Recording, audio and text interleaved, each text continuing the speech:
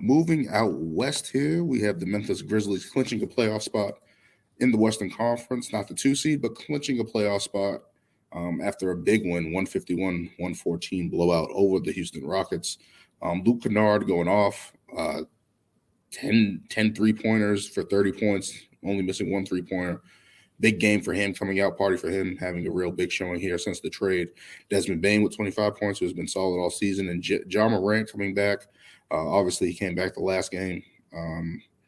Had 18 points, 8 assists off the bench here. They're going to continue to bring him off the bench. Of course, he's going to be starting soon. But to see him add to that bench and still not miss a beat with Memphis is good to see, especially after we thought that everything was going to go down the tube, especially with the Steven Adamas injury, who we don't even know is going to come back this season. And then you had the Ja Morant suspension, of course, which was big time. We didn't know how long the suspension was going to be. Ultimately, it was 8 games. Didn't really derail his season. Maybe all NBA he might have lost. I think they said that he could potentially lose $40 million on that extension if he doesn't get the Superman, if he doesn't make all NBA.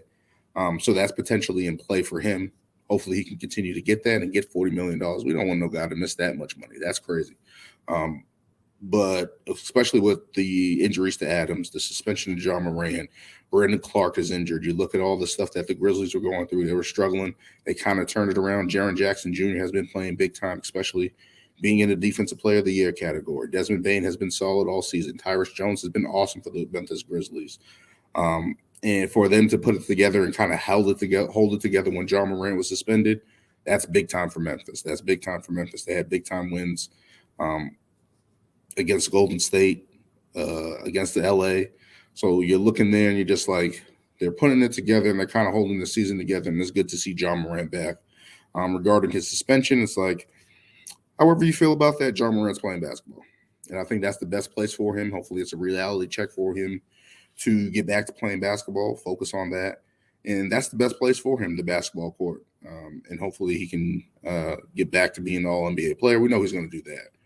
But salvaging the Memphis Grizzlies season so far, that's good to see. And hopefully Memphis can continue. They're in battle with the Kings for the 2nd seed right now.